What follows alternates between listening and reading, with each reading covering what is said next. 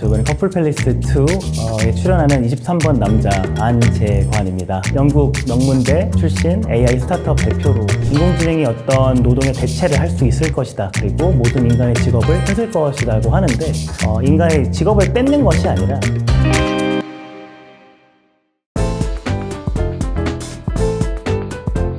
안녕하세요. 저는 현재 AI 스타트업을 운영하고 있는 안재관이고요.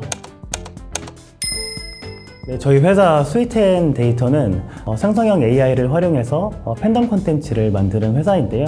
저희 회사는 만 3년을 채운 회사예요. 여러 가지 고비도 있었고 2번 정도 피벗을 한 상황이고요. 처음에는 인공지능을 활용해서 AI 프로필 사진을 만들어주던 회사였고요.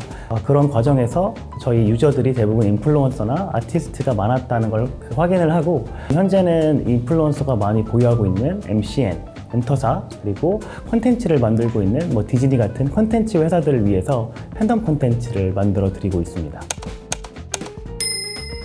한 2년 정도 피트니스 모델 인플루언서로 활동을 좀 한 적이 있어요. 운동을 좋아하는 동시에 저 자신을 어떻게 다른 사람들에게 좀 보여줄 수 있을까 고민을 하던 시기가 있었던 것 같아요. 저의 좀 이런 이력을 살려서 사업도 저의 이런 인맥과 저희 관종기를 같이 활용할 수 있을까 고민을 했었고요. 그러다 보니까 인공지능과 저희 SNS에 갔던 이력을 합쳐서 팬덤 테크를 하고 있는 회사를 운영하고 있습니다. 제가 피트니스 모델 활동을 하면서 주변에 여러 피트니스 모델뿐만 아니라 여러 엔터테이너를 만날 수 있는 계기가 많았어요. 배우를 준비하는 사람들도 있고 뮤지션들도 있고 그들은 이제 프로필 사진이라는 걸 여러 번 찍게 되죠. 그 프로필 사진을 찍을 때 시간도 들어가고 비용도 들어가고 메이크업도 해야 되고 헤어도 해야 되는데 만약에 남자친구 여자친구를 헤어졌다는 이유로 머리를 잘라서 새로운 프로필 사진을 찍기가 되게 어려운 상황이잖아요. 그런 사람들을 위해 좀 인공지능이 쉽게 프로필 사진을 만들어주면 어떨까라는 생각으로 창업을 하기 시작을 했고요. 저희 서비스를 활용하는 사람들이 인플루언서들이 되게 많았었고 이런 인플루언서들은 이런 프로필 사진을 결국은 이력서를 위해 쓰는 것보단 팬들과 소통할 때 인스타그램과 같은 SNS의 스토리나 이런 피드에 올릴 용도로 많이 사용을 하더라고요. 그런 이유를 채택하고 유저 인터뷰를 통해서 팬테크 이런 팬덤 문화의 새로운 기술과 서비스를 만들고 있는 회사로 피벗하였습니다. 우선 사진, 이미지에서 시작하는 회사라고 먼저 말씀드리고 싶은데 제가 생각하는 AI 사진은 사진 작가를 대체할 수 있는 효율성이라고 생각할 수도 있지만 제가 가장 깊이 생각하는 부분은 상상력에 대한 실현인 것 같아요. 사진을 찍을 때 아니면 그림을 그릴 때라고 생각하면 누구나 상상을 하게 되잖아요. 제가 이렇게 입은 옷도 어떤 옷을 입을까, 어떤 색깔을 입을까, 내가 잘 어울리는 건 뭘까 이런 상상을 하게 되는데 그 상상을 바로 표출하기가 되게 어려운 것 같아요. 하지만 인공지능 즉 AI를 활용을 하면 이 상상력을 조금 더 쉽게 표현하고 표출하고 그리고 그 자체로서 새로운 가치를 만들어낼 수 있다고 생각을 합니다. 그래서 AI 프로필 같은 경우는 내가 단발머리가 잘 어울릴까라는 상상을 여자분들은 하게 되지만 3년에서 5년 동안 길던 머리를 자르기가 되게 어렵잖아요. 단발머리로 해보고 내가 이런 머리가 잘 어울리는구나 볼 수도 있고 아니면 파리를 여행을 한 번도 안 가봤는데 프랑스에서 찍은 사진을 만들 수도 있고 또 아니면 코스프레 내가 이런 복장을 해보고 싶은데 이런 복장을 AI가 먼저 입혀봐 줄 수도 있고 또 팬들이 내가 좋아하는 아티스트나 어떤 배우가 특정한 영화의 주인공이 된다면 이런 상상을 할 수 있는데 그 상상을 바로 표출하고 표현하는 게 저는 인공지능 사진의 가치라고 생각합니다. 1800년도에 산업혁명이 일어났을 때 공장이 인간을 대체한다고 얘기가 많았었어요. 인공지능도 전 마찬가지라고 생각을 합니다. 인공지능이 어떤 노동의 대체를 할 수 있을 것이다. 그리고 모든 인간의 직업을 뺏을 것이라고 하는데 산업혁명에서 공장이 인간을 대체했던 것처럼 인간의 직업을 뺏는 것이 아니라 어떻게 보면 인간의 일을 좀 더 빠르게 효율적으로 도와주는 거라고 생각을 해요.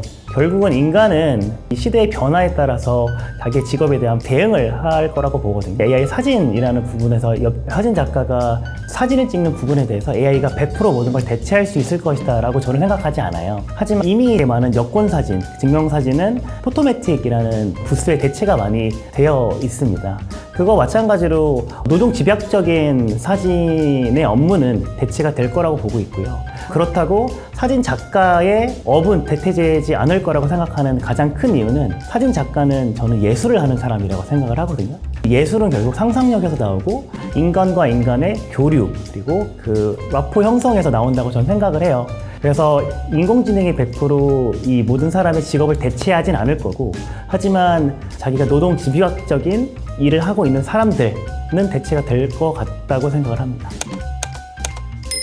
대학원을 다니면서 가까운 미래에 내가 돈을 벌 수 있는 사업 분야 3가지를 꼽는다면, 그리고 인공지능을 만약에 합쳤을 때 돈이 되는 사업을 꼽는다면 저는 3가지를 생각했었어요. 첫 번째는 금융, 두 번째는 제조, 세 번째는 엔터테인먼트, 이 3가지 분야였습니다. 그 이유는 이 3가지 분야가 제일 많이 노동 집약적이고 동시에 가장 보수적인 새 업계라고 생각을 했어요. 금융과 제조가 어느 정도 AI와 결합이 되고 투자도 잘 받는 회사들이 많이 나오고 있는 시대였고요. 아직 엔터테인먼트 산업과 이런 인공지능이 결합되어서 나온 서비스나 회사들은 많이 없었던 것 같아요. 두 번째로는 제가 어찌됐든 박사과정에서 인공지능을 하기 전에 피트니스 모델 인플루언서로 활동을 하게 되면서 저 네트워크를 하고 싶었다라는 부분이 분명히 있었고요.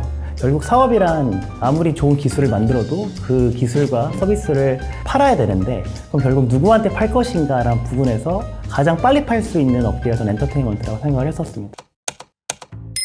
다시 한번 인사드리겠습니다. 이번에 커플 팰리스 2에 출연하는 23번 남자 안재관입니다. 영국 명문대 출신 AI 스타트업 대표로 출연을 했고요. 아직 방송을 하고 있는 상황이기 때문에 제가 모든 비하인드를 풀어드릴 수는 없겠지만, 저는 인스타그램 DM을 받아서 사실 섭외가 됐고요. 재밌는 비하인드가 있다면 주변에 저뿐만 아니라 AI 스타트업 씬과 VC 업계에 되게 많이 섭외를 많이 한 걸로 알고 있어요. 제 주변에만 해도 30명 정도가 비슷한 DM을 받고 다 면접이나 인터뷰를 한 것까지 얘기를 들었는데, 그래서 전 실제 촬영을 할 때 제가 아는 사람은 한 명은 있지 않을까? 라고 생각하고 방송 스튜디오를 갔는데 보니까 제가 아는 사람이 한 명도 없던 거예요. 심지어는 VC나 스타트업 업계에서 저밖에 없었던 게 되게 놀라운 사실이고요. 뭐 제가 더 특별하기 때문에 제가 출연했다고 생각하진 않고요. 저는 제 삶과 그리고 사업 둘 다 재미를 위해서 살고 있어요. 결국은 커플 팰리스 2와 같은 프로에서는 되게 독특하고 재밌는 사람을 찾는 것 같아요. 물론 저보다 더 맛있는 그리고 재미난 사람들이 많을 거라고 생각은 하는데, 그냥 제가 운이 좋았지 않았을까요? 방송 분량이 아직까지는 많이 안 나왔는데 좀 더 많이 나오겠죠? 라고 이제 기대를 좀 하고 있고요. 생각 외로 많은 사람들이 보더라고요. 친하지 않던 부대표님도 잘 보고 있습니다 라는 이제 카톡도 보내주시고, 인스타그램에 갑작스럽게 태그를 해주셔서 갑자기 너가 나왔다 라는 부분도 사람들이 많이 올려주시는 것 같아요. 아직까지는 악마의 편집을 많이 당하진 않은 것 같아서 긍정적인 부분이 좀 있으나 분량이 좀 더 많았으면 좀 좋았지 않았을까 하고 기대 반, 실망 반, 슬픔과 기쁨이 동시에 있는 감정을 느끼고 있는 것 같습니다. 제 장점은 우선적으로 hyper positive, 초긍정이란 부분이 있고요. 두 번째는 hyper resilience, 즉 탄력 회복성이 매우 좋은 부분이 있습니다. 사업을 하다 보면 안 좋은 일도 생기고 어려운 변수도 생기고 데스밸리도 겪게 되고 하는데, 안 좋은 일이 있다고 하더라도 포기하지 않고 매번 좋은 디시전을 내리려고 노력을 하고, 그 디시전 메이킹에 부정적인 영향이 좀 적은 게 저희 장점이라고 생각을 하고요.